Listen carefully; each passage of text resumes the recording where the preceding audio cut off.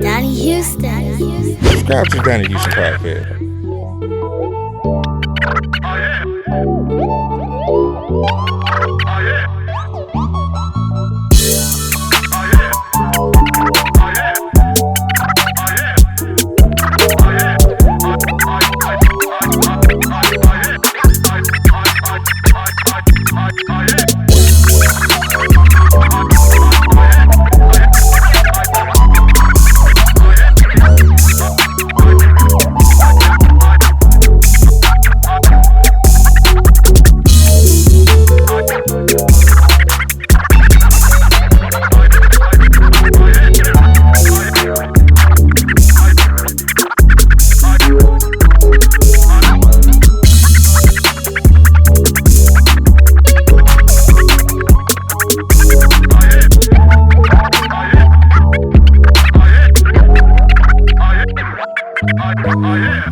Make sure you get these ostrich, man.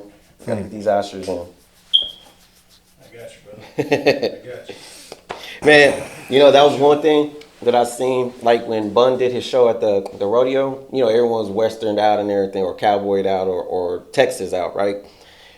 But it's like, bro, when I forgot who the fuck it was, man, but I seen them boys with the pointed tips.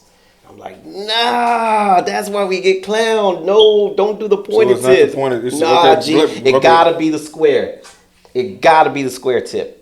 Only our dads and our uncles, That's old school shit. yeah, do the pointed tips. Okay, put me. Okay, see, Bro, I'ma this put is you put me on, onto the boot yeah. politics. This is a new thing for me. I didn't know that. Hey, let's talk about that then. I mean, shit, we on right now. We already Oh, okay, recording, well, so shit. it's good, yeah. So the boot. Yeah, man. This is considered new school square toe. Yeah, square boot. toe, man. That's been in for a minute, but that's pretty much what we rocking now. You know, like I said, the pointed tip is more old school, more Cowboy. Yeah. Real cowboy. Yeah, and they're still nice pointed tips, but it ain't really our thing no more. The modern boot But is the modern square boot toe is, boot. yeah, you gotta have that square tip, man.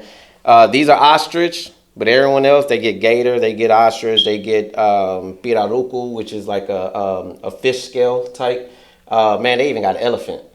So for an ostrich boot, how much we looking at on boot? Because I've never bought. I ain't had cowboy boots since I was a kid, but like an ostrich boot, that sounds like a Real nice, like, luxury ostrich boot. will start at 500 on a. So these, I got to deal with the spot that I go to. They say like the boots and the belt. I wore my belt out though, man. I got to get me a new one. But the belt and the boots alone was like $650 altogether. But it came with a free cap though, so you can't beat that. But it's all the same thing. Like even if you go to like elephant, even if you go to like snake, which is python or gator, something like that, you know what I'm saying? It's all really gonna just look at paying like starting off at 500, but that's when you know it's like the real joints, because you know you start going to these other spots that don't really specialize in exotics, then you're gonna get some whack stuff. But yeah, man, But a good ostrich boot is really kind of where you want to. If you got your ostrich boot on, you oh yeah, man, because you can rock these, any way you want with your denims, whatever type of denims you want to rock. I mean, man, you can even rock. And then you them got with- what's it, like a boot cut jean? Is that? Yeah, I guess. Is that the way? Because you can't put them in with like a regular, like I would. Yeah, wear so my like you don't tennis want your jeans too baggy. You know what I'm saying? So I think the way how everybody is now with how we have more fitted clothes, I personally think, when you're rocking boots, especially exotics like this, your jeans need to be more fitted. Not baggy, not tight, but Is it still considered a boot cut, or is this like a regular, like just slim fit jean? this is more slim all the way down. This is and see this fabric right here, this stretches. So that's probably why it looks more like a boot cut. Gotcha. It's just But fitting around. correct, Gotcha, yeah, gotcha. and that's why it's like boot cut. But a lot of guys do wear boot cuts. You know what I'm saying? But along with whatever skin that you decide on getting, what makes them pop is literally what jeans you wear with them. It's all about the jeans, bro. Whenever you rocking, your square toe exotics, get you some nice denim jeans, whether they're, what do you call those? When they're sliced up, cut up, and all that, distorted. I think that's what the name is. But, you get some distorted jeans or however you like rocking your jeans. Just like I said, just make sure they're more fitted, not baggy, and not. Get you a square toe boot. You know what I'm saying? Yeah. For sure. And then you and a nice fitted, just a fitted clothes, man. Some dudes rock it with regular t-shirts. Some dudes rock it with button-ups. Some dudes rock it with polos. It's really how you flip it. You know what I'm talking about? So that's the cool thing about the boot game is that a lot of people don't understand is like, man, there's so many different styles that you can flip this with. You don't got to just sit here and be like, oh, I don't ever tuck my shirt in. That's one thing. So it's like a lot of dudes think, oh, you dressing, like a cowboy, you got to tuck your shirt. Your belt. No, you don't. No. Like when I do wear my exotic belt, it's like you won't ever see it unless I pull my shirt up real quick. You feel me? So it's like, other than that, it's like I'm not. That's just more of like the detail to it. It's kind of like a slab, you know what I'm saying? Like little details that you don't see unless you're really looking at it or if you know that game. So it's the same thing with these exotics. It's like I won't ever show my belt. It's not what I'm flossing. I'm more flossing what's on my feet. Now, if you happen to see my belt, then that's just an extra plus. That's just an extra detail to it. But it's about the boot, though. Yeah. Yeah, it's all about the boot, man. And man, they got so many other joints though, man. Like you can custom make them. Let's say, like for example, you can get Donnie Houston podcast stitched in right here with your dope logo or whatever, and you can make them whatever color you want, and it can still have the same exotic skin at the bottom, but the top part it's kind of like what Chingo used to do with his. And Chingo did bring out a lot more of the exotic stuff. He did introduce a lot of that, so I give him that. But a lot of the stuff, for me and my personal taste, is too loud. I like mine more subtle because I personally feel like when it's more subtle and it pops, you got more eyes. That's my style too. Like, Rig, just give me something cool. You know what it is. You know what it is if you know what it is, but it ain't gotta be no. Exactly, man. That's exactly how I am with this, man. So that's why I'm like, give me my ostrich, nice little denims, or whatever shirt I decide to wear, whether it's a regular button up or whatever, I'm cool. Keep it moving, and then throw on your fitted, or hell, even if you do want to rock a cowboy hat, there's still so many dope cowboy hats. I wear a lot of fedoras though. If I ain't rocking a fitted, I'll rock a fedora. The only time I wear a cowboy hat is if we're doing like the rodeo cook-off, where me and DJ Gameface are out there, DJ. Shout out to Gameface first of all. Yeah, shout out to Gameface, man. My brother, what it do, man? Shout out family, man. Yeah, love you, brother. Love you, man. But yeah, Gameface, man, we just got done talking about him, man, but, that's a good dude. Yeah, sure. Shout out to Gameface for real talk. For sure.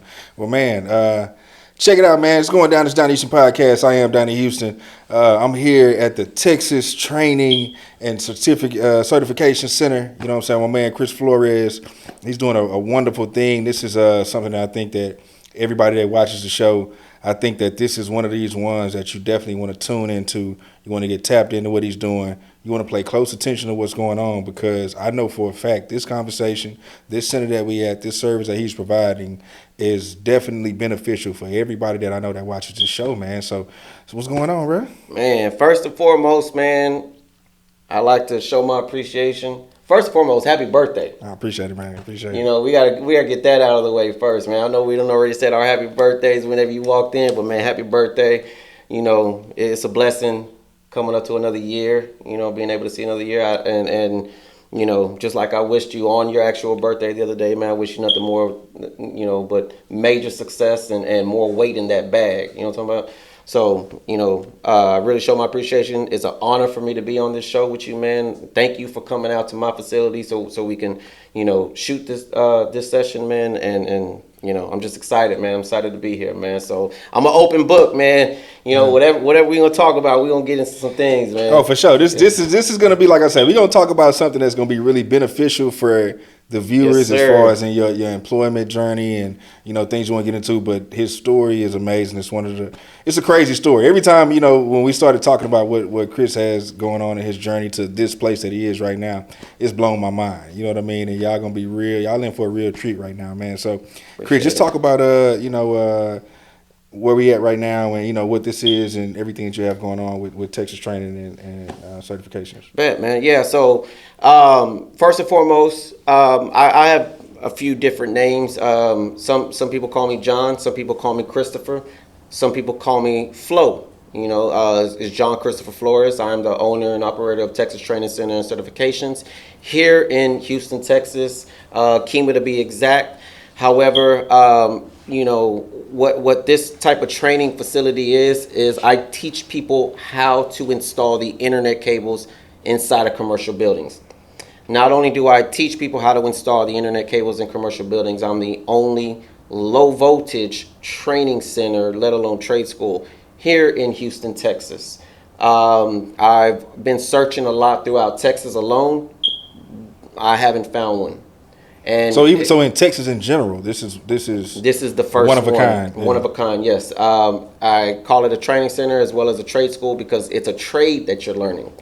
So you have high voltage, which is for electricians, and then you also have low voltage, which is us, the tougher guys than electricians. We fuck with electricians a lot. Y'all know what I'm talking about. We the cabling guys, and when I say cabling, it's not cable TV, I'm talking about like Xfinity or whatever that you're watching at home. No, we don't do that. This is the internet. This is the internet wires. So we're cabling with an ING, cabling technicians. And there's a few different names for this trade. So just in general, this is telecommunications.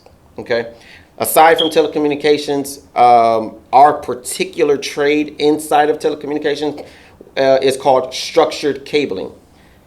As well as low voltage, as well as voice and data. Voice is telephone, data is internet. So it's like whenever you order, your internet through Xfinity, Spectrum, or AT&T, whatever service you're going with. You guys. Yeah, we would have to come in and install that. However, whenever you are, calling them to come in and install the wires in your house, they try to sell you on the voice over IP plan, right? So voice over IP. So voice over IP is the same thing as voice and data. So we're voice and data technicians, which is telephone, which is voice. Data is the internet. Voice over IP is telephone over the internet protocol. Everything we do now is all smart systems. Everything we do now has to have the network. That's another name for us, network cabling. So all of our phone systems, from our cell phones to our landlines to our office phones, our copy machines to, you name it. Everything is going smart or has to be ran through the network, has to be ran through the internet. I'm the guy that has the shop that you can come in, train with, and I'm going to teach you how to install all of those cables. So long story short, you come here and you can be qualified for a position at an Xfinity or these type of things. Correct. Right. Now here's something better than that though, because I use Xfinity, AT&T, and Spectrum a lot, in a lot of examples. Well, we do, things on a larger scale. You see, Xfinity, AT&T, and Spectrum and all them, they primarily it's like home and that type of thing. It's for residential, correct. We're on the commercial side of it. Businesses. Correct. Yeah. So we pull thousands, hundreds of thousands of cables. Not only that, let's say, for example, you know what the cloud is, right? Everyone has heard what the cloud. The cloud. If you're on the internet, cloud Correct. Is where it's at. Right. What's your definition? Like, what do you think the cloud actually is? The cloud, it's like internet storage in a sense. Okay. Type of thing. Where? Is it in the cloud? No, not in the cloud. Can you break this down? Because I don't know. But when you say, to me, to cloud is always like, okay, if I'm using cloud storage, this is like something that I'm going to save that doesn't require a physical hard drive. Okay. It's storage on the internet, that type of, Correct. So the cloud is pretty much just a large data facility where they store all of the data for either that jurisdiction or for that conglomerate. Now, when I say conglomerate, you got Facebook, you got Tesla, Amazon. And I named these three conglomerates because these are the three main conglomerates that are building these huge facilities, which we call data centers, which is the physical cloud. What does something like iCloud fall in that? So the iCloud is pretty much that. It's a whole data closet, if you would say. So let's say, for example, are you familiar whenever let's say where your router is at home, okay? Now, look at that inside of a building, inside of a commercial building. Every commercial building has a server room or a cable room or what we call a IDF. That's called an intermediate distribution frame. So that's pretty much the frame. That's the closet. You got to get access to get inside of that closet. So that's where all the internet cables and the whole network is. That's the mainframe. That's the engine. That's the heart. So imagine, a closet, whether it's the size of this lobby or the size of your home closet or as large as a super Walmart. Now, the conglomerates like Facebook, Tesla, Amazon, and all them, they have these large data centers the sizes of a super Walmart. Imagine like three to six super Walmarts in one facility. And each super Walmart is its own little closet, its own little pod. So one pod may be owned by Facebook, the next pod may be owned by Tesla, the next pod may be owned by Target. You never know.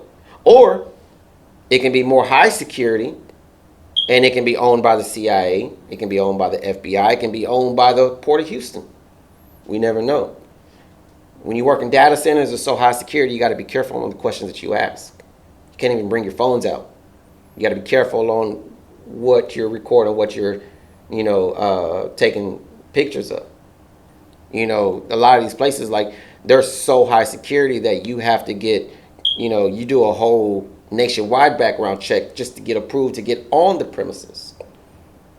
So that's where we come in and we go inside and we build out these data centers. We build out the support structures. We run all of their cable, which is all internet cable. But aside from that, man, I mean, when we open up our arms, inside of the structured cabling field, there's so many different other avenues that you can go through because everything is ran through the network. You got fire alarm systems. You got security access systems. You got nurse call systems. You know how you're in a patient, you're laying in your bed, you got to call your nurse. What do? Click. That's called nurse call. We work in a lot of hospitals because we had to install all of those systems. There's fiber optics. Fiber optics is our future. We are officially now stepping into our future now that we have metaverse and we have 5G. And with metaverse, which is Facebook and 5G, that requires, tons of fiber. Fiber is where the money's at. Fiber technicians, are, I would have to say they're not a common technician, it's more of a specialist. But when you become a fiber technician, man, you not only get spoiled sometimes, by your employer, but you get paid very well as a fiber technician.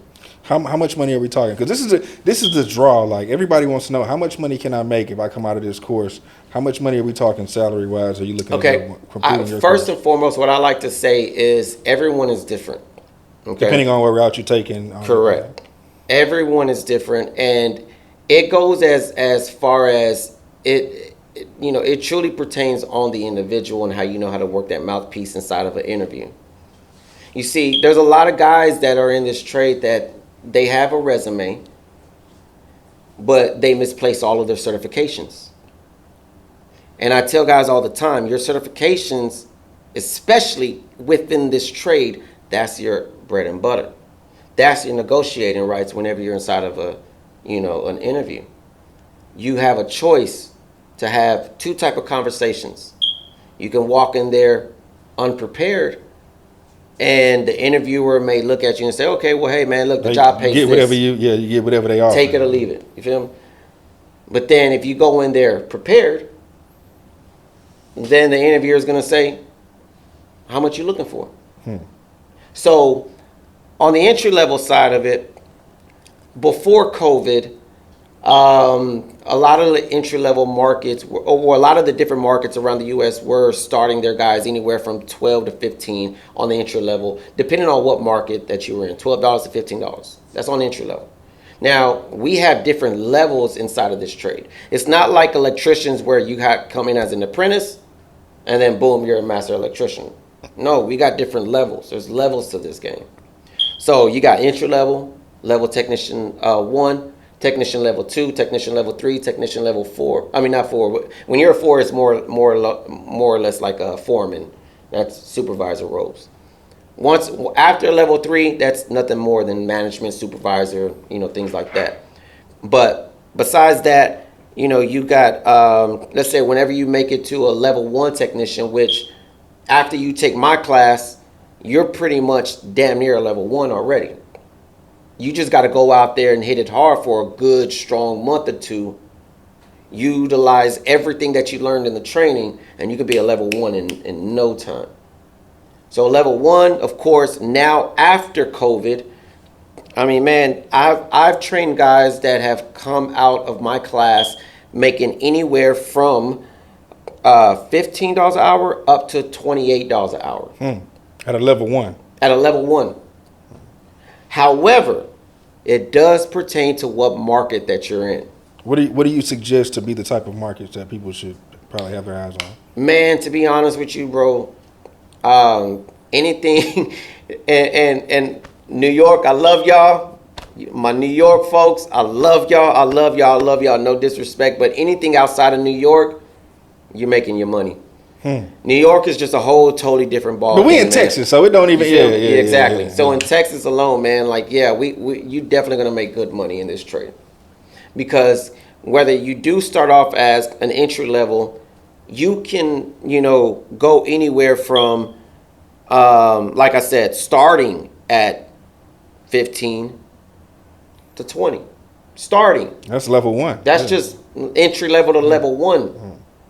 And then, of course, when you start learning your worth, you start knowing, okay, well, if I'm doing all of this by myself and I can complete this task or these various tasks by myself, and at times I may need a helper, but I'm the lead, then I can call myself a level, etc. You feel me? So it's like if I'm a level 1 and if I look at my breakdown of what a level 2 needs to be, which I also in my class, I give you a breakdown of different levels and the experience that you must have and the tools that you must own as well.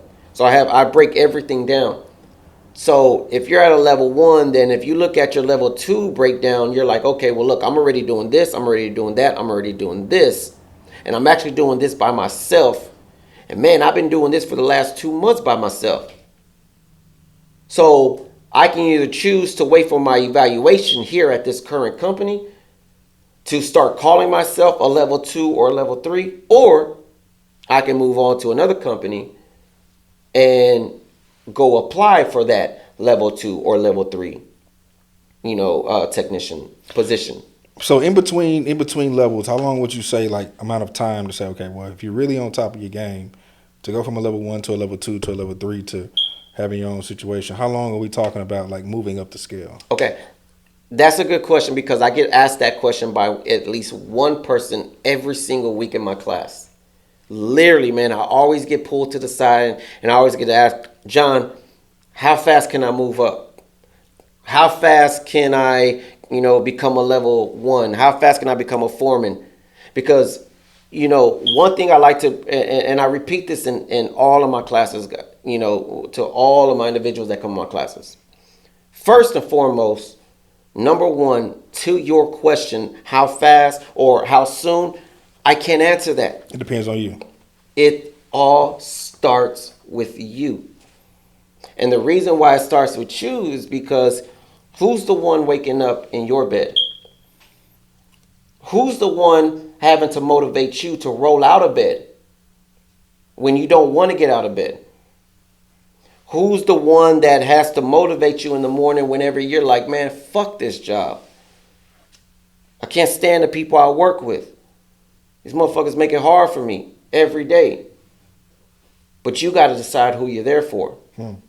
Are you there for them? Or are you there for your own self or for your family? And that's why I preach a lot on guys. And I say, okay, listen, man, you got to start working harder on yourself than any job. Because it all starts and ends with you. Now, we are no longer in the time frame or the generation of seniority. See, back when I was still in the field, you had to put in 5 years to even be considered to be a foreman. You had to put in 10 years to be considered to be a project manager. Now, it's literally how fast you can catch on to this. And the most important thing is what type of leadership you show throughout this time that you're catching up to this position. So it all depends on you. It all starts and ends with you. Tell me this. When we talk about like felons and things like that, is this something like, let's say like, well, I'm a felon, I have, this background or whatever. How profitable and how reasonable? Yeah. What's the? How does that work with like felons? And somebody say, well, man, I might want to go to TTNC. You know what I'm saying? How does that work with them? How do you deal with those types of people that may have certain backgrounds and that type? Okay, of thing? Here's the deal. There's no dealing with them. Here, and let me break this down. Hear me out. Because when I say there's no dealing with you, that means it's not an issue to me. There's nothing to deal with, bro. This is an opportunity for you. This is an opportunity for you to come in, invest within yourself. See, one thing I want to let a lot of people know, man, is that you only limit yourself to any and all opportunities. Only you do. I can care less about you having, a jacket on you. I don't care about that. Does that affect them going into the field though? Like when I go for these type of positions? Yes and no.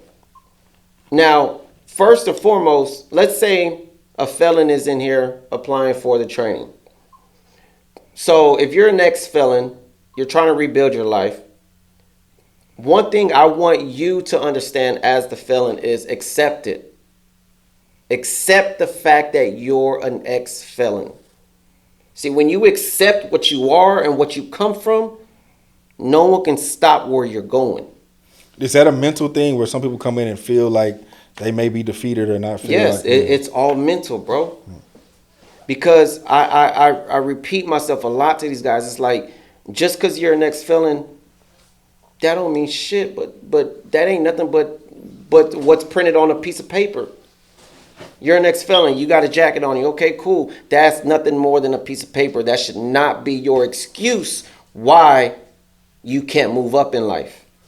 It's all a mindset. So you can choose to invest in yourself, take this training where we do no background training. Background checks. And then, of course, it's a one-stop shop because I have my business partners, they're staffing companies. So after you do the hands-on training here, so you got a nice little. Yeah, I just pass you right over to the staffing company. Now, remember what I said though. I said accept that you are an ex-felon. So you have to accept all the consequences that come after that. It's not going to be easy, and all the ex-felons can agree to that. It's not, life ain't easy after that. But it is possible. But it's very possible. I don't believe in impossibilities, bro. You can't sit there and tell me that shit is impossible when they got footprints on the moon and they're on their way to Mars. Sky ain't the limit for me, bro. Sky is never the limit. But if you think the sky is the limit, and if you want to chant those words, by all means, that's as far as you're going to go. But just always remember, one man's ceiling is another man's basement. And I know plenty of felons out there that don't live in a basement. So now, being the fact that you can accept that you're a felon and you're going to accept a lot of no's after no's after no's, you got to become stronger within. You got to create thicker skin. And a lot of that comes from mental understanding. And a lot of that also comes to you got to get the fuck out of your feelings. Like you say, the acceptance. You got to accept it. No ego involved. Take your ego, take your emotions involved, and accept, okay, listen, this is where I'm at in life. I'm looking myself in the mirror. I don't like that little smudge right there that I'm looking at. I don't like that. But it's not impossible to clean it off. Not only that, if I want a better life after this past that I do have, that is on my background, that is on my jacket, well, what can I do to better myself? Well, maybe let me start reading a book or two. Let me start, since I know that I'm ready to upgrade in life or move up in life, so does my vocabulary need to move up with me. My mindset needs to move up with me. My spirit needs to move up with me. Hell, my email etiquette needs to move up with me, because you can't email in the professional world the same way you text message to your homeboy. You feel me? So it's like you gotta be ready to really start moving up with no excuses. That's why not only is it a mental thing, that's why my slogan, my motto here for Texas Training Center certifications is show up for the win, dogfight to the end. See, when you show up for the win, that means you already decided you won. It's a mental and spiritual thing. You've already envisioned yourself at that victory.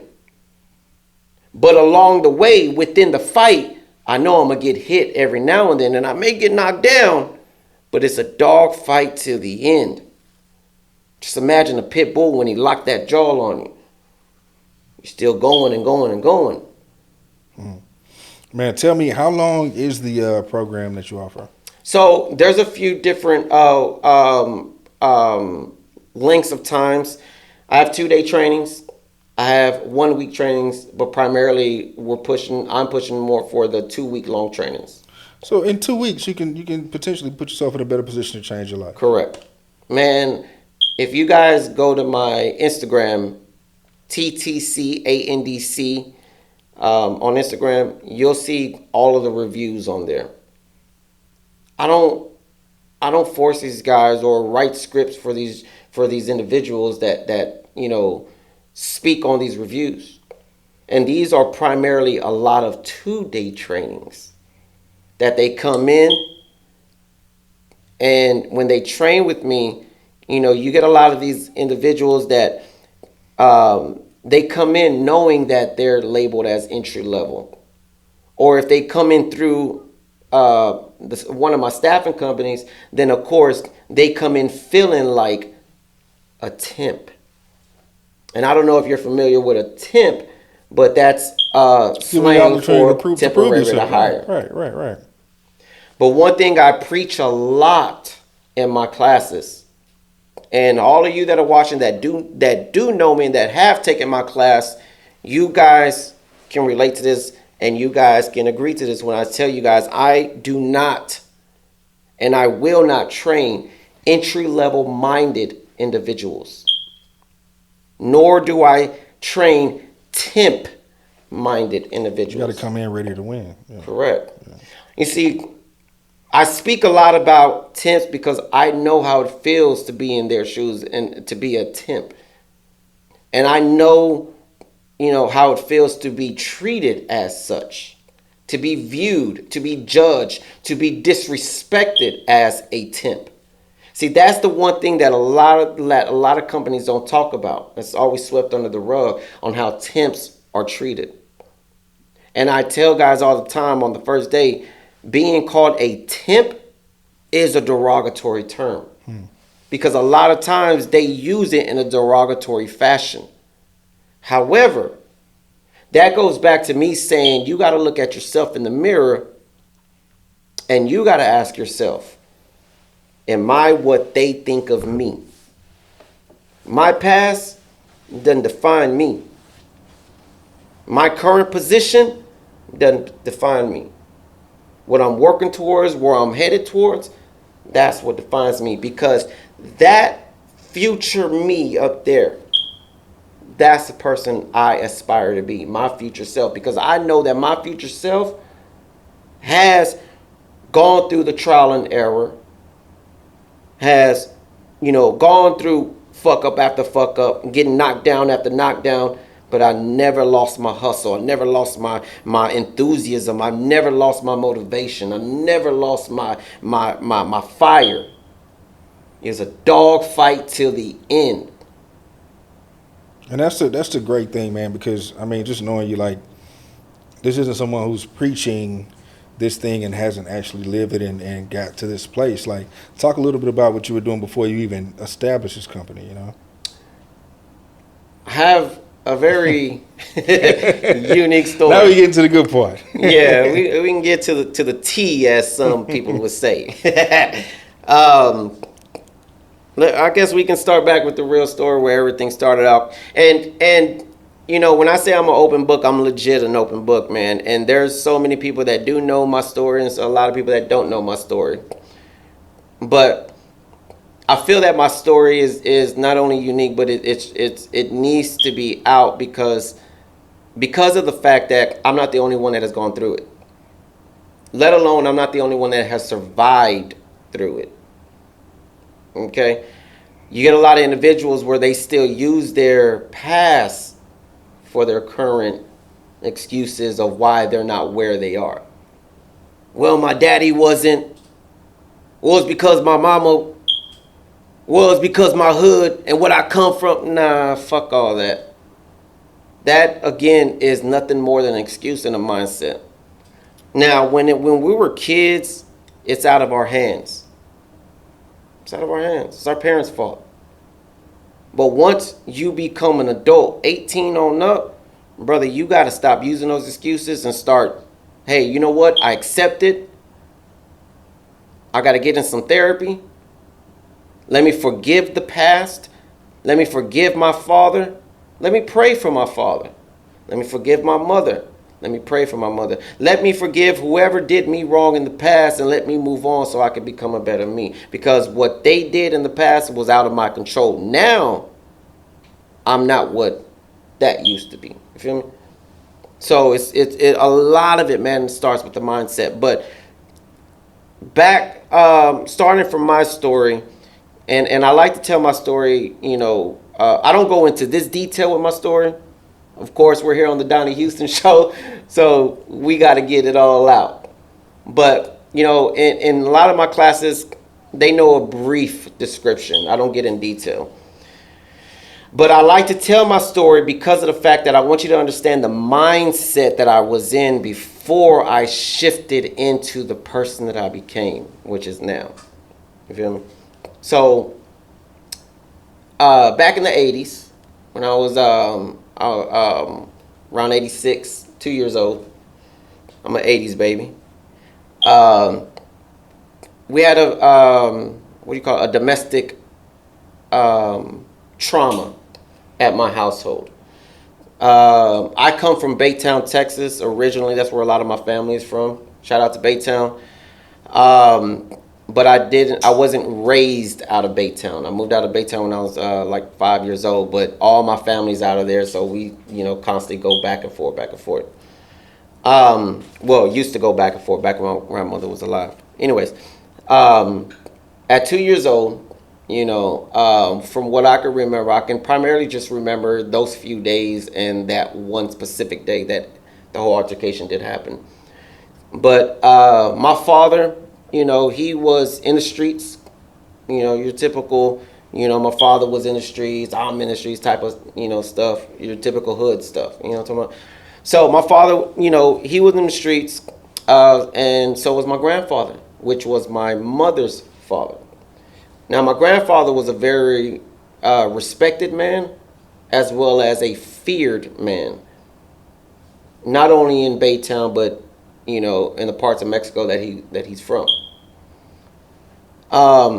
So if my grandfather ever told you I'm on my way to kill you, you better believe it. And people believed it.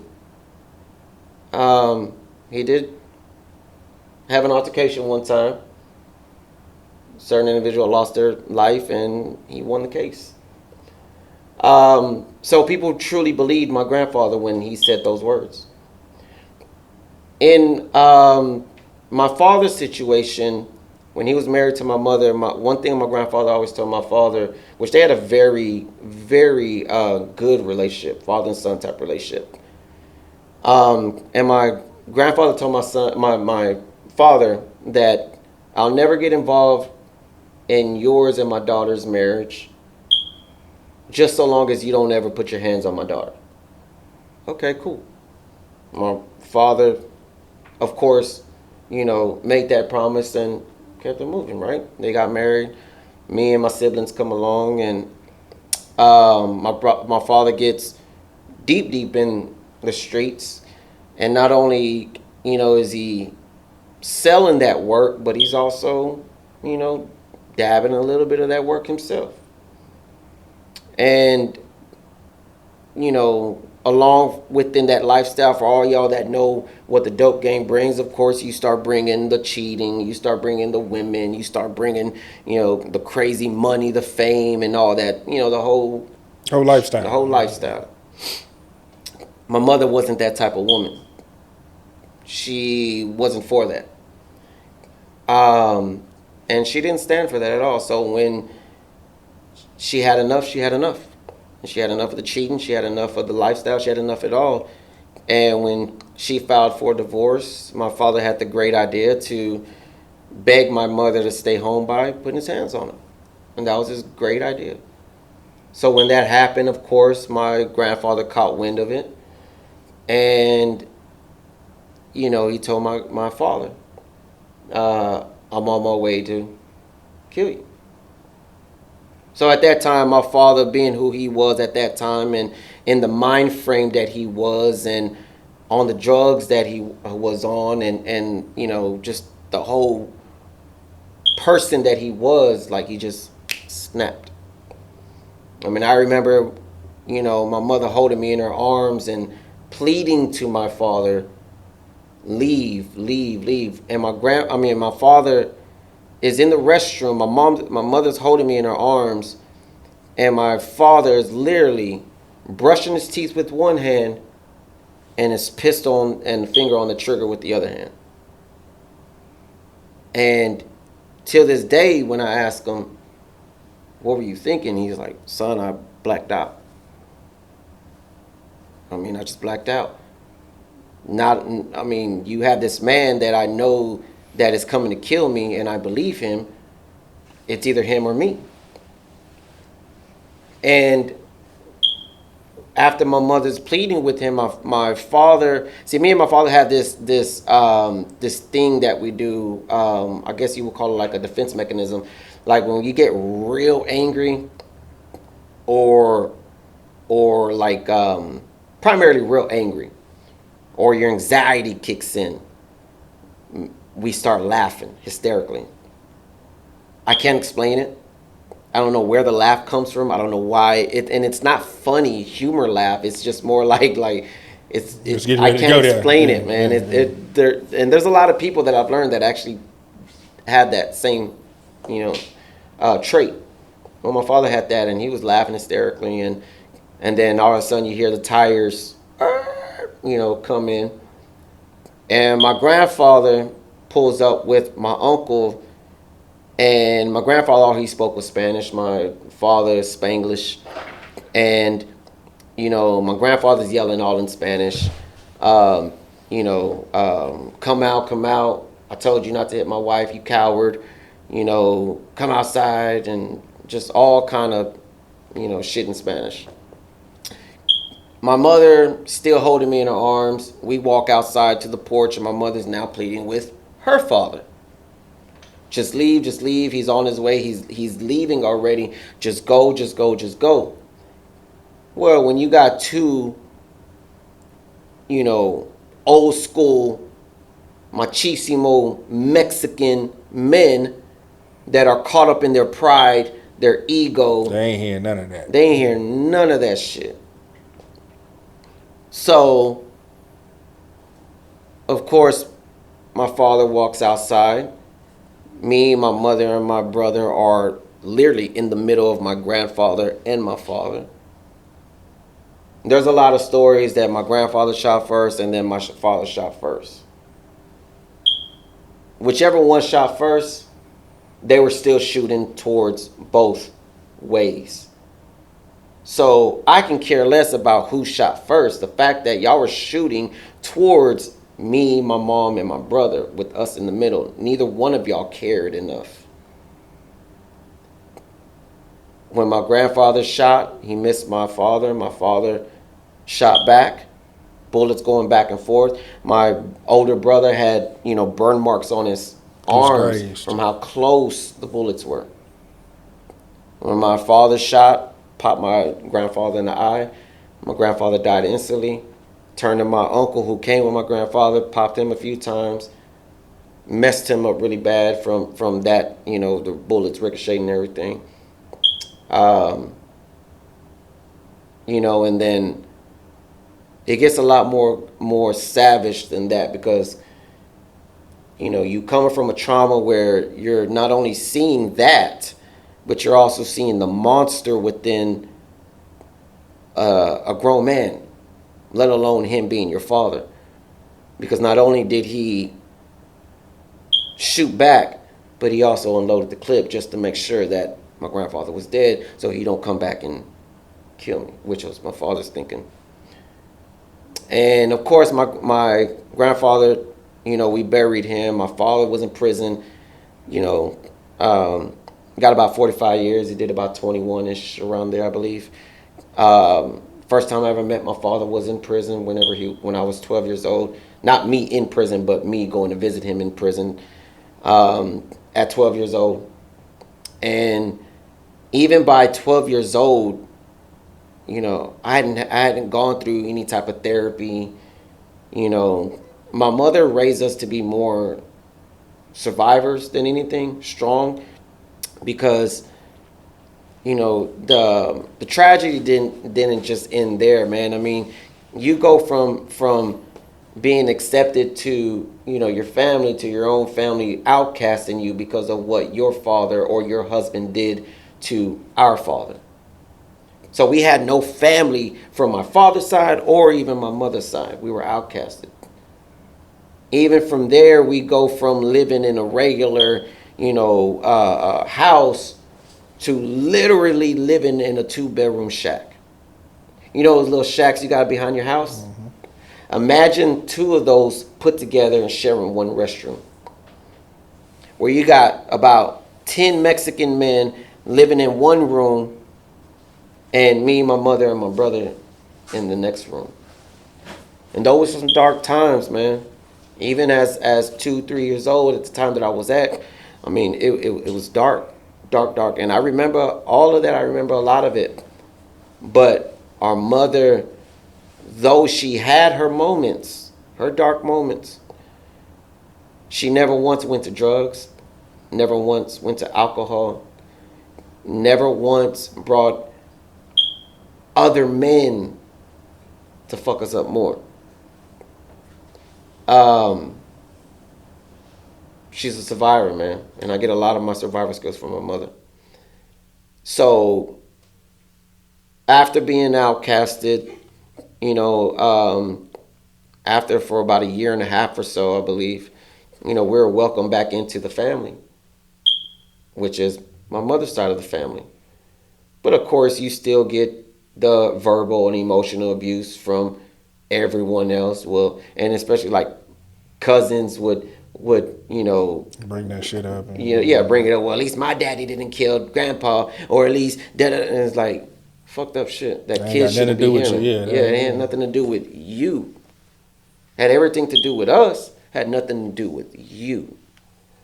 Just because your grandfather has gotten killed, that was my father who did that action, who fought for his life, because we're not going to put the full blame on my father. It was both of them dumbasses. both of them being prideful and ignorant. So I'm not going to choose a side either or. They were both wrong. It's just a bad situation. You're stuck in the middle. Correct. We was kids, man. And then, of course, later on, about, 3-4 years later on, my mother remarried. And that was the best thing that happened because once she remarried, my ex-stepfather moved us out to Houston. And that's when we moved to Horn Clark. And we've been there ever since. However, the trauma didn't end. Just because now we got a new second chance of life and we're starting to learn a different environment. Now we're starting to adapt into an environment that not only we're not familiar with, but, a lot of Mexican households are ignorantly, by choice, uneducated. And these are a lot more of the older generations because and we can all agree that yes, there is a lot of racism out there with whether it's Mexicans racist towards a black person or a black person racist towards a Mexican. But the limited education of that you don't have is how close we literally are. Literally, and when it comes to the racism from a Mexican against a black person, one thing that I want a lot of people to understand is that's institutionalized type of thinking. And I got the best of both worlds because I was able to understand the Mexican mind frame as well as a black person's mind frame because that's all I knew growing up was black folks. I knew more about black history than I knew about American or Mexican history growing up. It wasn't until I became an adult that I realized and said, hey, I need to learn more about me and what my people come from, which then come to realize after doing real research is we're the same. Ain't no difference. And what a lot of people don't understand is why ain't Mexicans out there marching with us when we're in this land? Brother, you got to understand, Mexicans are scared to get deported, first of all and foremost. Not only were Mexicans scared to go out there and march, but you got to understand that we've already marched with y'all back in slavery times, which a lot of people don't know. Mexico blocked a lot of that slavery stuff. Mexico's already had black presidents in the past. Mexico, let's say in slavery times, you got, the Underground Railroad, everyone was going north, right? People don't understand the South Underground Railroad, they were going to Mexico.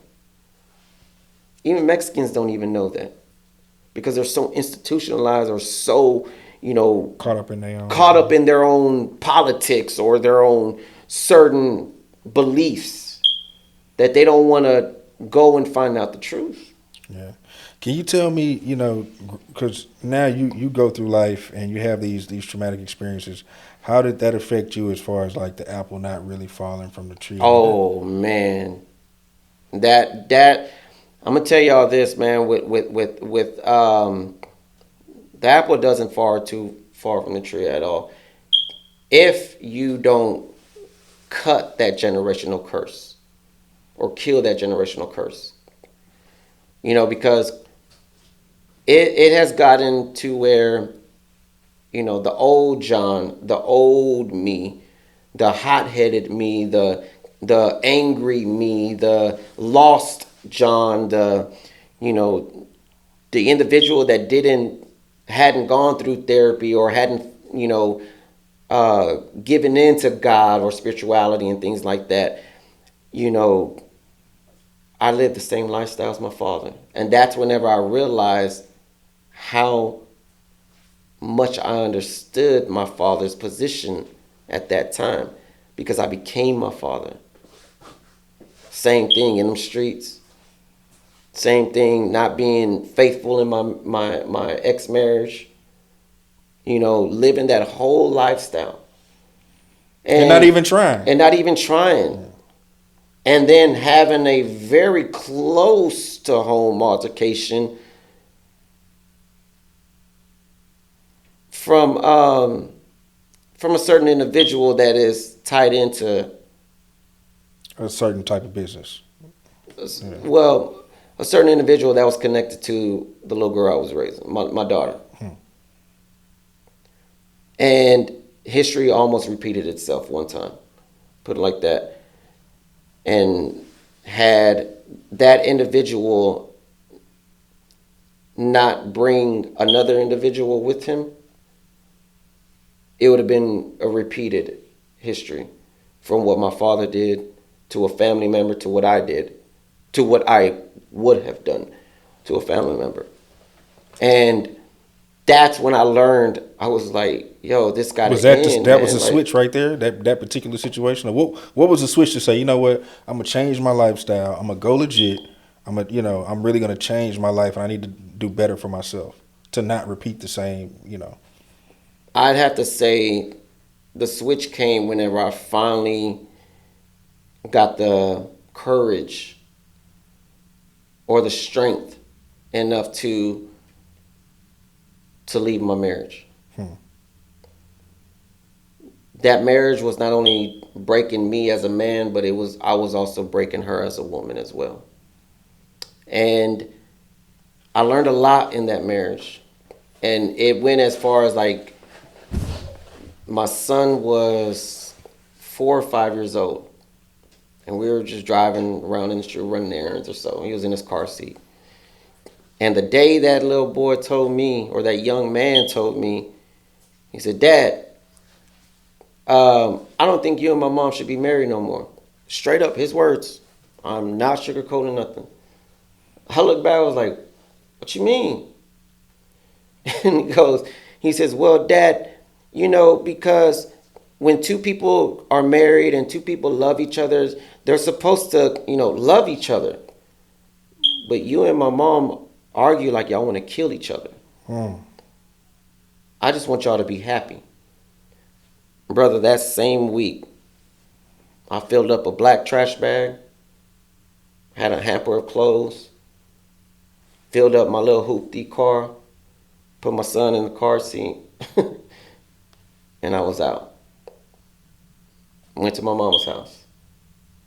And that's when I had to really start rebuilding myself, because even at that time I didn't know how lost or how dark I was as an individual until I finally got the courage to leave, because I knew how broken I was at that time, and I knew how broken she was, but I knew that wasn't my end game. I knew that that wasn't it for me.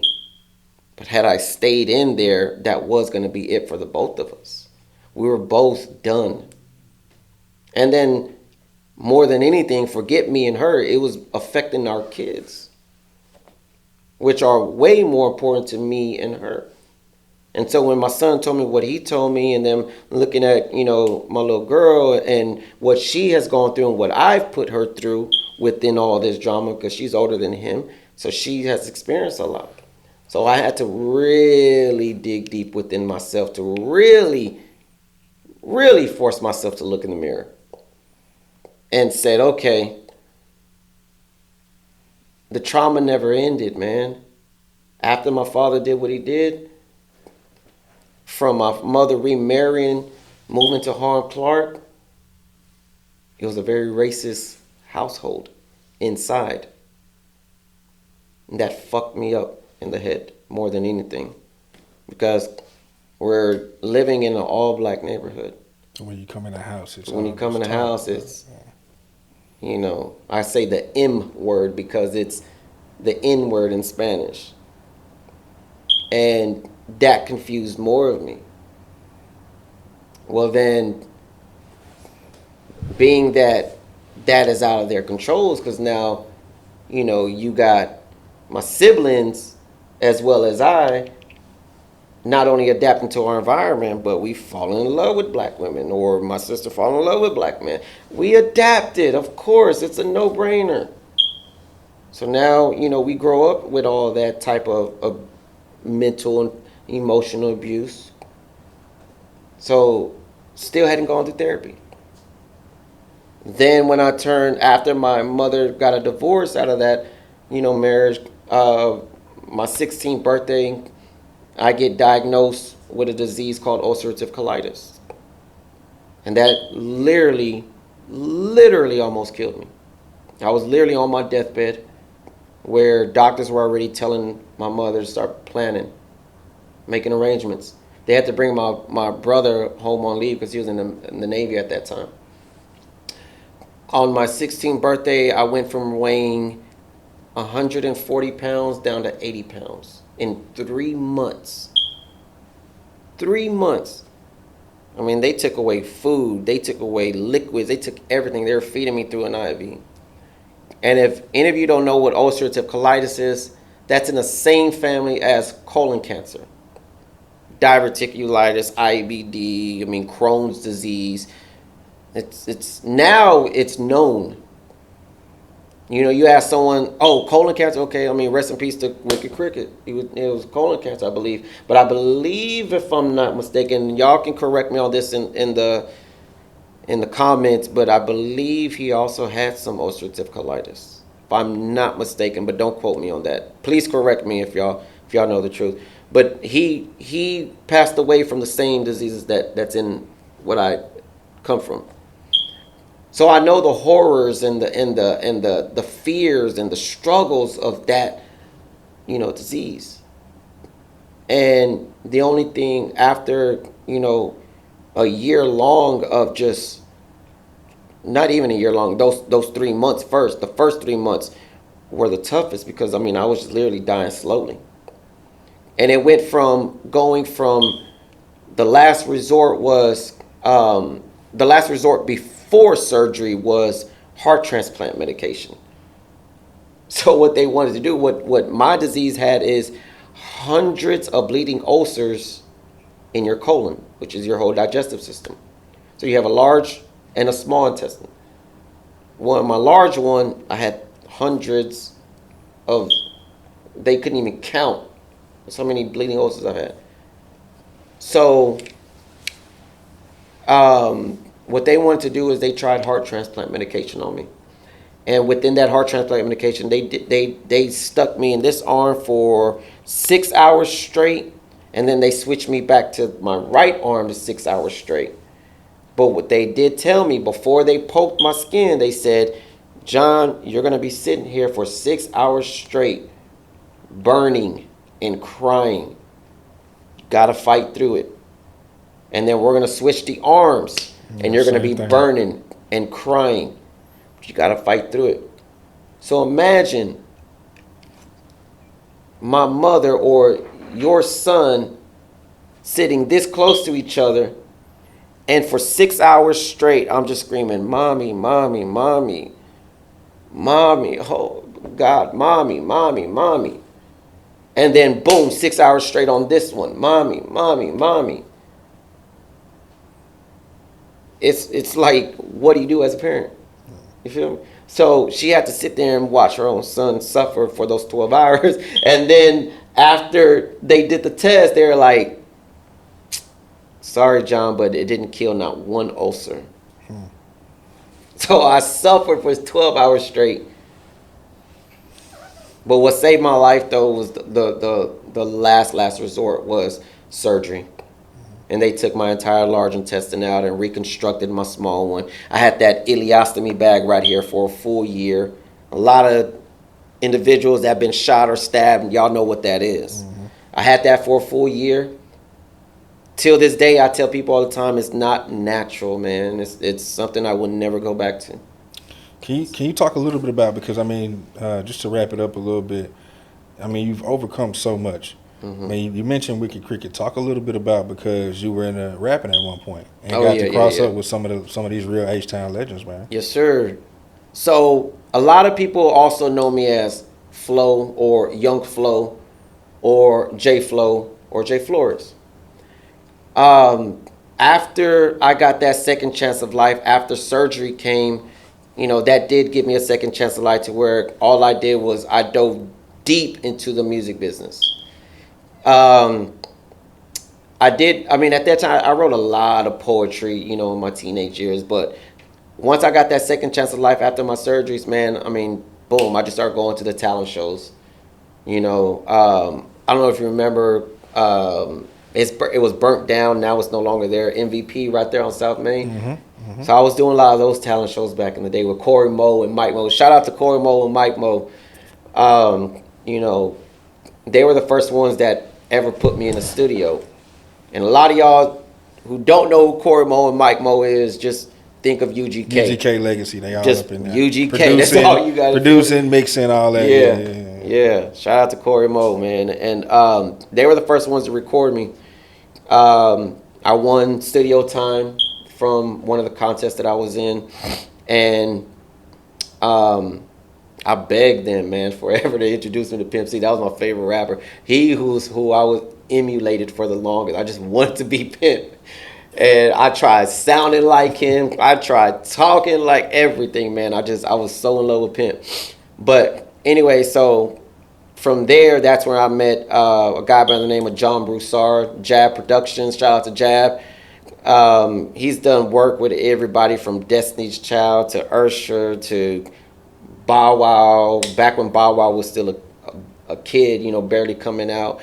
I mean, the list can go on and on with these guys. And then Jab Productions, they put my first album out back when I was 18 years old.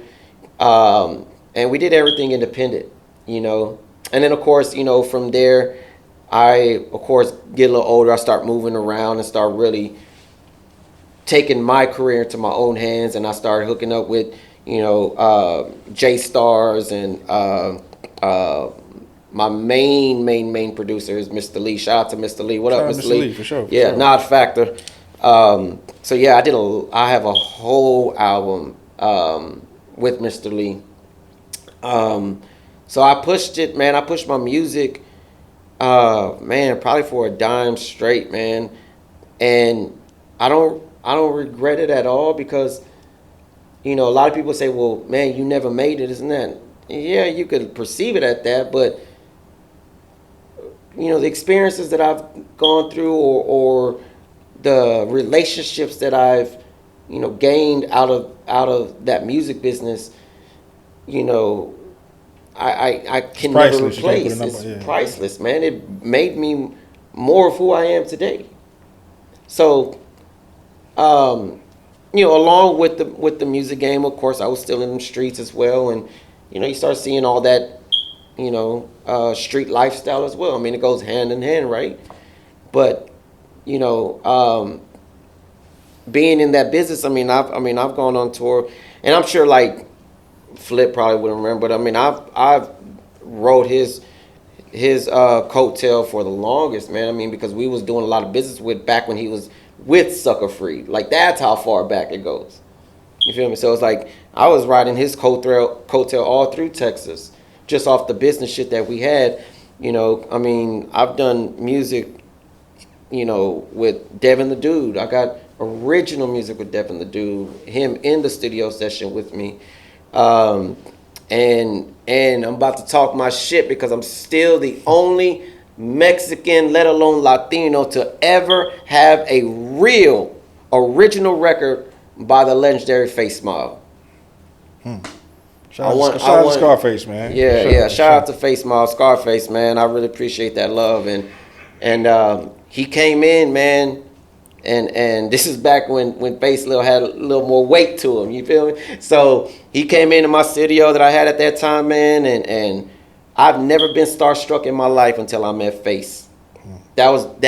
He was the only man that I was ever starstruck by. And I've been in the rooms with, Curtis Blow wanted to sign me one time, man. I could show you the contract. I still got things like that, you feel me? 8 Ball wanted to sign me.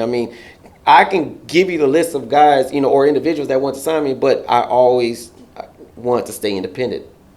I wanted to keep all of my independence. And then, you know, when it came to Face, it was like, you're damn near on the conglomerate scale of Pimp C to me. Like, that's Face Mob, bro. It's Scarface. You're ready to go. Look, he is the epitome of your favorite rapper's rapper. favorite rapper. You feel me? So like that's where the true definition comes from. You ask Pac, you ask Biggie, you ask, Hov, Jay-Z, you ask all of them, face, Scarface. So being the fact that I was able to experience that, man, and being just seeing him work in that environment and just being in awe, just learning. And man, like I remember my producer at the time, J Stars, he had to pull me, like take me to the back because he seen how nervous I was, man, and he was like, bro, You got to calm down. he was like, bro, you gotta calm the fuck down, G. Like this ain't nothing but another man. You gotta take your ego out of this shit. And that's where I started really learning about egos and things like that. And I was like, okay, well, when I finally accepted, I was like, all right, so that let me to calm down, got back out there. It was just a normal session after that. It was just a good experience that I'll forever have. But after that, it was just like, yo, if Face Mob is the only one that I was ever starstruck by, there's no one else in this world that I can be like, oh, I'm nervous to meet this person or whatever. Like, I done been in the room with the best of them. And if I can hold my own with the best of them, it's like, shit, who are you? You feel me? If I do meet another conglomerate, I respect you. But, You already got down with the best. you feel me? So it's like, the ego stuff, man, I left that years ago. And that's what I talk a lot about in my classes is you got to take your emotions, your ego out of this stuff, man. I talk about ego a lot, bro. It's something that, first of all, you have to recognize where yours is, because everybody's different. It's not always walking in and, oh, I'm the shit, I'm whatever. Sometimes things can trigger your ego, and that's when you find out, like, oh, that right there, that's what taps into my, because we all got them. Yeah. Some bigger than others, you know what I'm saying? Some of them, are clear, but some of them it just takes like triggers, and that's something I've had to personally do. Like, I had to find out, like, people tell me, oh, man, you're so humble, and I am, but there's certain things that if I felt like threatened or if I felt challenged or whatever, then I could lean on that ego, and that not allow me to really deal with whatever is really going on. And that's the ego. Yeah, I'm big on the ego shit, bro. Yeah, you gotta kill your ego if you ever really want to advance and have better relationships with people. And I mean, it's the foundation of a lot, bro. You know what I'm saying? Correct. And see that to go off of that. To add to that is like, in my classes and a lot of guys that have already, or individuals, because I train both female and male, but, a lot of individuals that come in my class, like, they hear me, like I preach a lot about taking your emotions out of your ego out of it, especially at the workplace. The best metaphor I like using is, you guys got to start learning how to play chess with checker playing motherfuckers. Mm-hmm. That's the most simplest and best way I can break it down, because a chess game is more calculated. A chess game, you know your opponent. In checkers, ain't no strategy there. It's what you see and what. It's what you. Let me just black and red. Let me cross this and boom, boom. But you don't know that individual. You see, and I tell a lot of these guys that come in my class because, it really is. You really have to look within yourself that deep if you do want to succeed in anything, let alone the construction field. Because in the construction field alone, just on a construction job site, I mean, hell, man, how much racism do you hear on a construction job site? Let's go that deep. How are you going to handle it? Like a checker player or a chess player? Can't allow that to take you off your game. Correct. Yeah. Because one thing I can tell you about this argument that may not have nothing to do with you, but you chose to that argument. Because you may have been passing by in a hallway and you overheard the N word or the WB word. And that triggered then you. Boom, you stop and you be like, what? But check it out. By you doing that and stopping and feeling like you got to check this person, that gives this person every right to defend themselves. And you just gave them the advantage, and you put yourself in a position Thank you. Yeah, it's because if you swing the first punch, you get locked up. You get charges. You lost your job right there and then. that person's gonna be laughing at you. And they could be just as wrong, but that wasn't even your business to even taint Exactly. it. Yeah. But I'm not in here. I don't want y'all to get it twisted because I'm not in here saying, "Oh, turn your cheek, turn your cheek, turn your cheek." No, what I'm sitting here telling you is that you got to get a better strategy. Understand where you are and where you're trying to go. Correct. What's bigger? What arguments do you want to find yourself in? Like, what matters to your future? You're black, I'm Mexican. How many times have we heard those derogatory terms with either one of us towards people out there? But again, it's how we perceive it, how we handle it. I'm not just going to let anyone come up to me and say, FUWB, motherfucker, da da da da da. Or all you Mexicans ain't da da da da da. Like, nah, hold up. Now, if you come directly towards me here, right here, especially in my safe place, then that's a man-to-man talk that we're going to have. But if you over there talking like a coward, I'm not going to condone or even Not gonna let you trick me out of my spot. Right. You feel me? Right. I'm cooling over here, man. Now, if you want to bring that noise over here, we can have a different conversation. But a coward is going to be a coward. And they're going to do what cowards do. And they're going to make coward babies. And those babies are going to do what their daddy did. And so forth, and so forth, and so forth. The shit just gets passed down, from line to line to line. So the way I take my leadership role is like, I raise my son this way that I'm teaching y'all with these principles. I'm showing my son that we are all the same. All of us, the human species alone is literally all the same. Racism only came a few thousand years ago. We're all the same. And that's how I raised my son. So that's what I like to preach a lot about in these classes because, not only do I preach a lot about that, but I also give them certain tools on how to handle these certain type of conflicts. Well, John, I'm hearing this guy, da-da-da-da-da. Okay, but again, brother. Is that more important than you taking care of your business? Thank you. Right. That's a good example right there. I'm glad that you said that is more important than you handling or taking care of your business. There was an altercation that I had, man, back when, it was probably about 7 years ago now. I was still in the field. I was a foreman on the job site, and I was a temp at that. So I was a temporary hire. I worked for a staffing company. Now, for all you guys in the construction field, you know that is unheard of. To be a foreman on the job site that you yourself are a temp, that's unheard of. Well, that was my situation. I was a temporary hire, and I was a foreman on that site.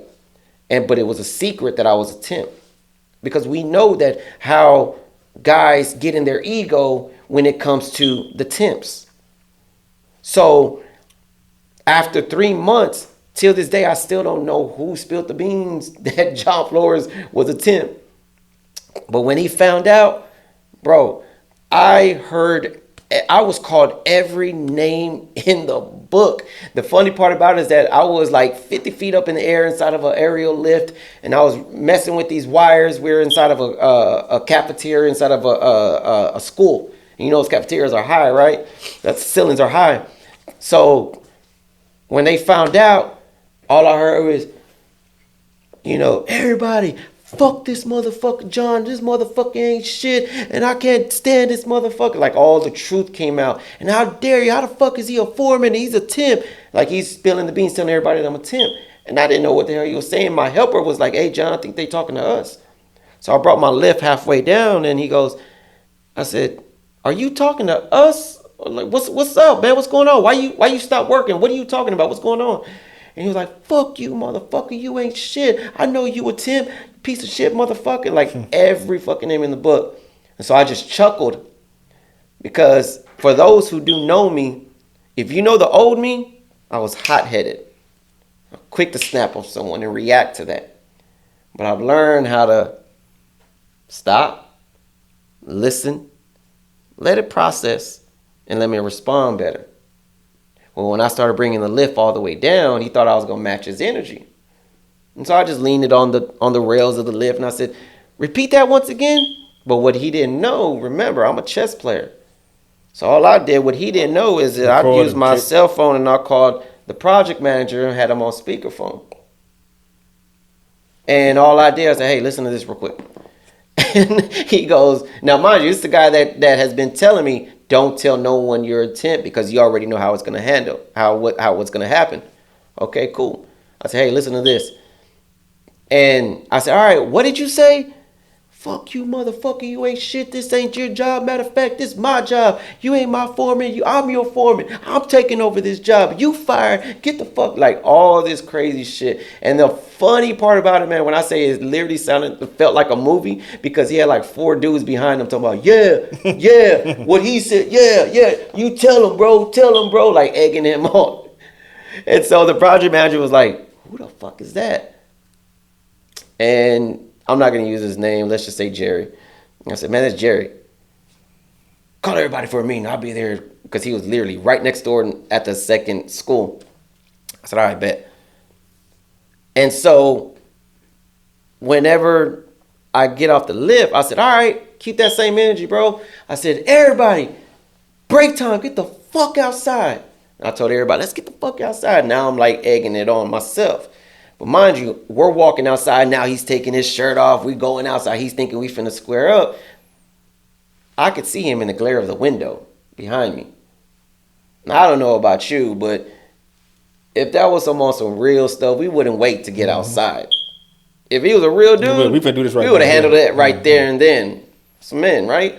But nah, he went, all right, he taking his shirt Putting on off, the show huffing and and all puffing that. and all that, and cussing, watch me lay him out, and talking mad stuff. As soon as we get outside, all of a sudden, project manager roll up, jumps out of his car. Who was it again? And I chuckled. I said, it's him and these 5 guys. And he goes, all right, hold up. He says, we got everybody out here? He goes, yeah. He goes, listen up.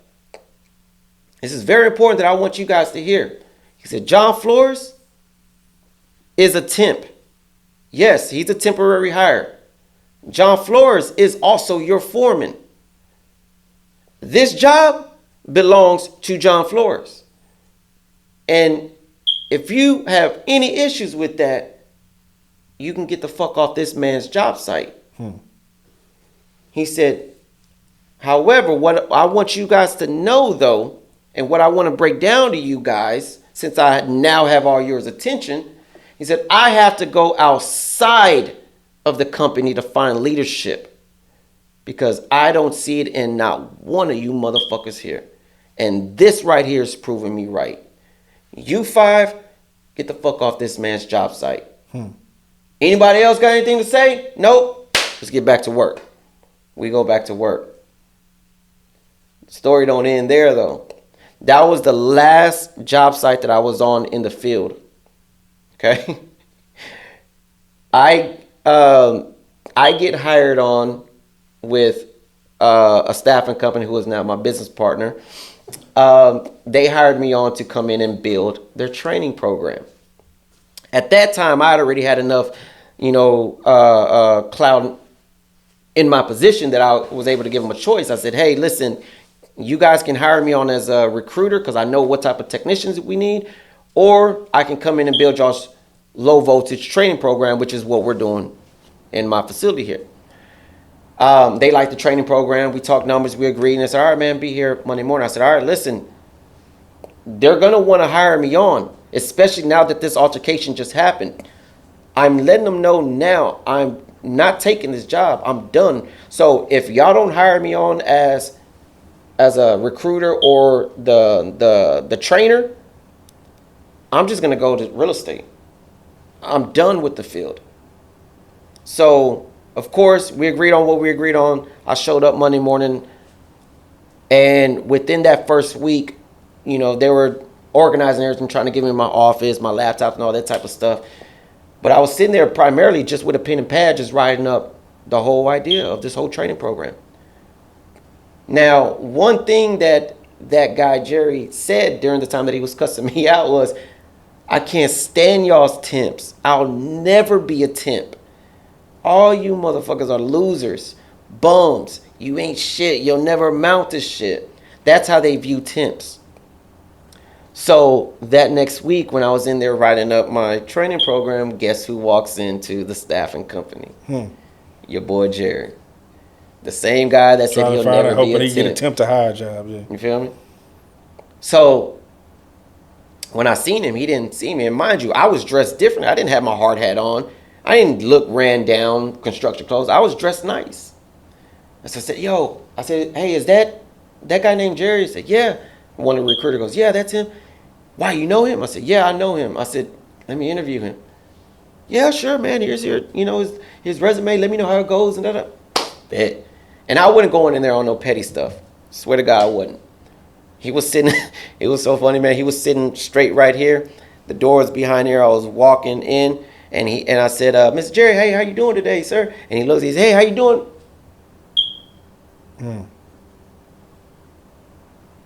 Damn, he just put his face down like that.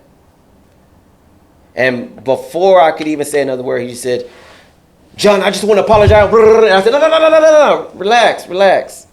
It ain't that, G. I'm not in here on no petty stuff, man. I do want to point something out to you, though.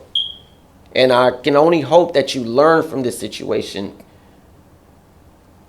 And he goes, well, what do you mean? I said, listen, you remember last week you told me everything with how you truly felt? He said, yeah. I said, all right, man. I don't need an apology for that. I'm not in here for that. But remember last week, because I also gave him a choice whenever he was talking that shit, I gave him a choice. I said, hey, listen, man, I'm glad you shared your true colors, how you feel towards me, but we got a job to get done here. So you can either A, quit talking shit, grab your tools, and get back to work, or you can continue talking shit, grab your shit, and get the fuck off my job site. Your choice, boss. That's when he started, fuck you, I'll fire you, this is my job site. That's when he started going in on all that. I said, remember I gave you that choice, right? He goes, yeah. I said, do you understand why I gave you that choice? I mean, because we got to get the job done. I said, see, that's where you're wrong. This is where I want to point out to you that I, a total stranger, which is nothing more than your associate at work, cared more about your household, your wife, your kids, than you, the man of that household, did. And he had that screw face look at me like, what you talking about? I was like, bro, let me break this down to you. I gave you that choice to swallow your ego, swallow your emotions, swallow your pride, and get back to work. You don't know why I had that position in the first place. Being a temp is nothing more than a title on a piece of paper. It doesn't define who I am.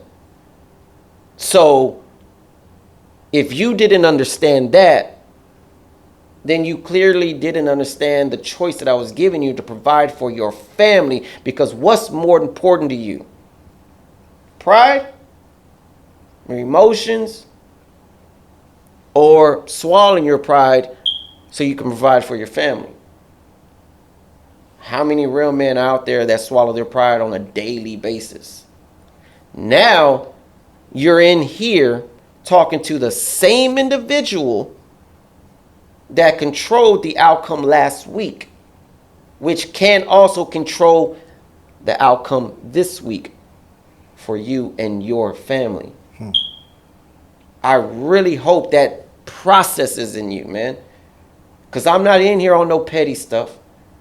I'm not going to go out there and talk foul on you because you were an amazing technician. You are an amazing technician. You do immaculate work. I wanted you on my crew. But that mouthpiece, bro, is talking out of your ass. So now you got to ask yourself as I walk out of this room, because I'm not even the one that's going to be in here interviewing you, G. I'm just here coming in here to say what's up. But just to let you know, I got the same amount of clout that I had last week. I have it this week too for your opportunity. So you got to make that choice. You want to swallow that ego and become a chess player? Or do you want to continue being a checker player like the rest of them? Because I'm going to tell you this, man. If you choose the checker player route, I can put money that this isn't your first time going through this cycle. And I could put more money on and double down on that by knowing that this is going to be a continued cycle with you, right. over and over and over. See, that's what a lot of individuals get out of this class. Is because I'm not going to be in here just reading out of a book and say, hey, don't stand on that ladder that way, or don't pull this cable like this. It's not just job skills, it's life skills. Brother, it's all primarily a lot of life skills. Yeah. Because it all starts and gets maintained by you. Yeah. Talk a little bit about, before we close out, if someone wants to get in touch with you to join the program, talk about how they can reach out to you and just all the contact information. Yeah, so once again, this is Texas Training Center. We just got a new number, so I'm still actually memorizing it myself, but like literally got a new number. But let me pull it out. My apologies. But again, this is Texas Training Center certifications. You guys can either go on the IG page, which is IG at TTC ANDC, or you can go on the webpage, www.ttcandc.com, or the new number is 281-962-0659. Now let me break down the whole training and what all this is. Again, this is the structured cabling field. There's a few various names. There's structured cabling, there's low voltage, there's network cabling, there's voice and data. And what we are doing is I'm going to teach you how to install the internet cables inside of these commercial buildings. Everything we do now in this world is all ran through the internet. Just as I said earlier at the beginning, of the show, everything we do now is voice over IP, which is telephone over the internet protocol. Do you know who created voice over IP? It's a black woman, Marion Croak. Look up.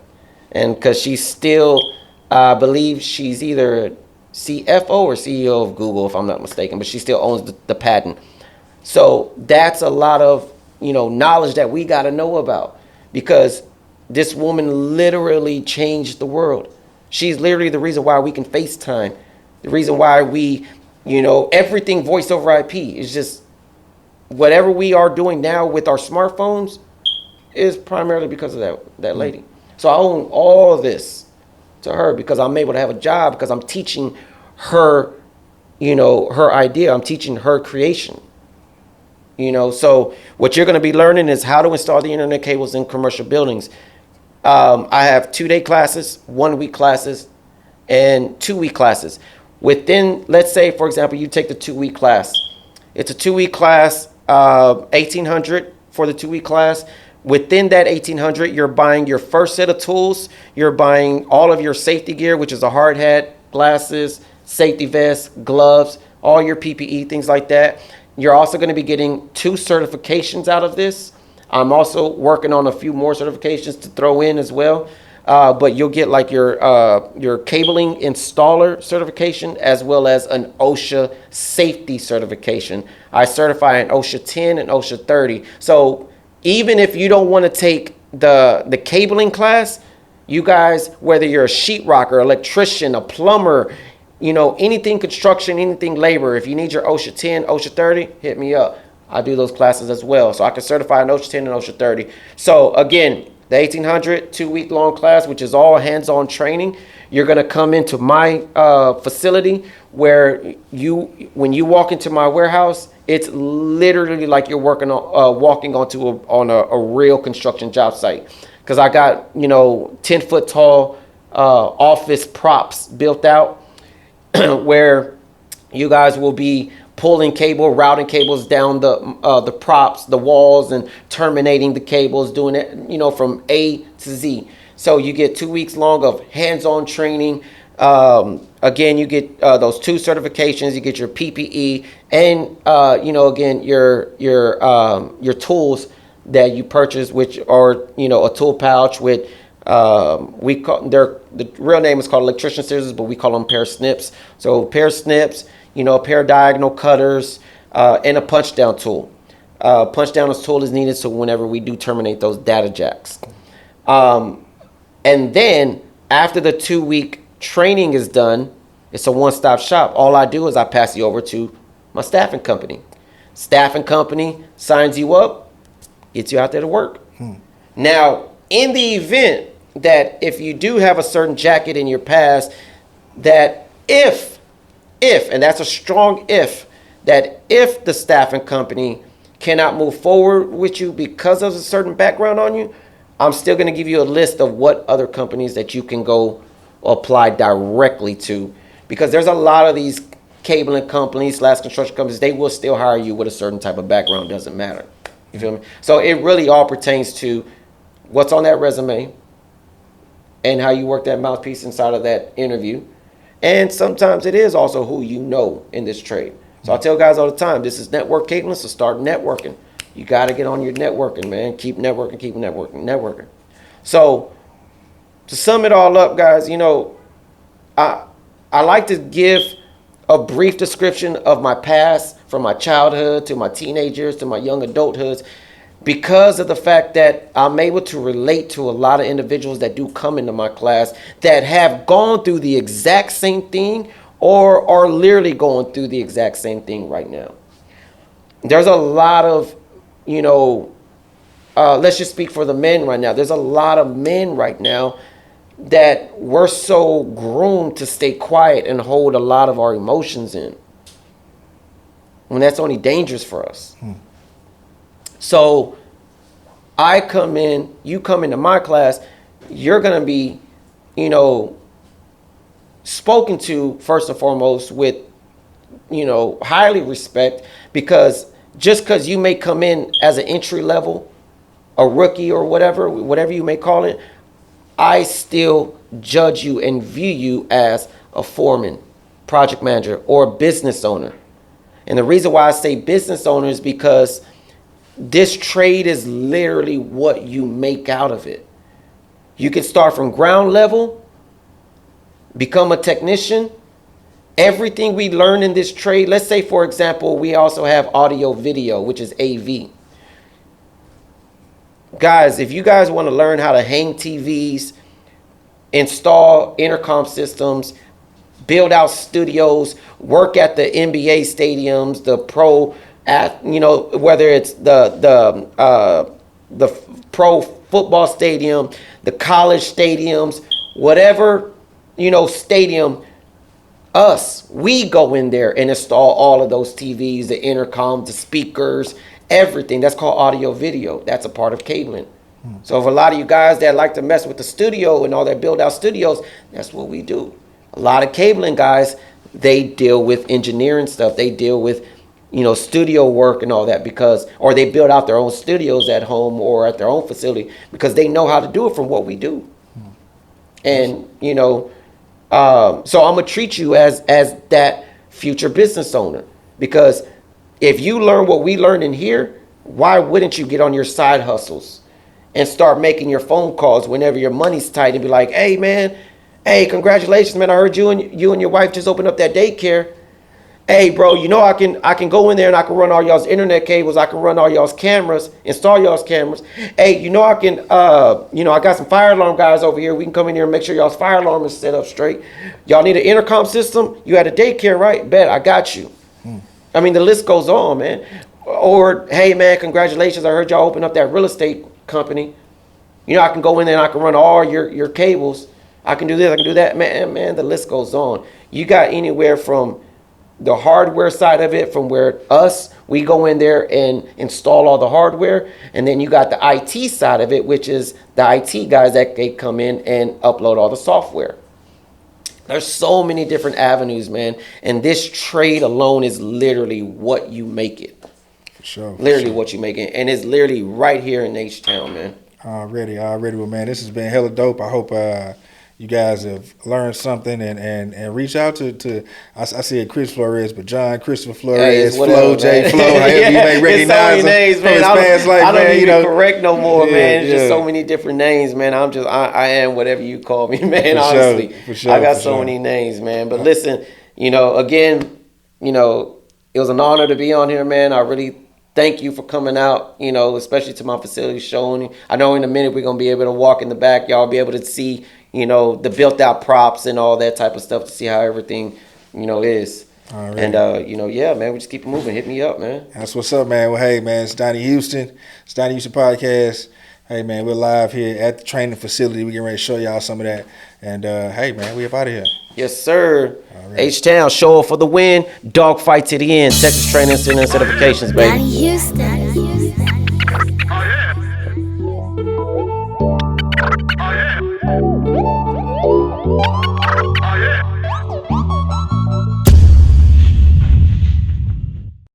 Subscribe to the Donnie Houston Podcast, man.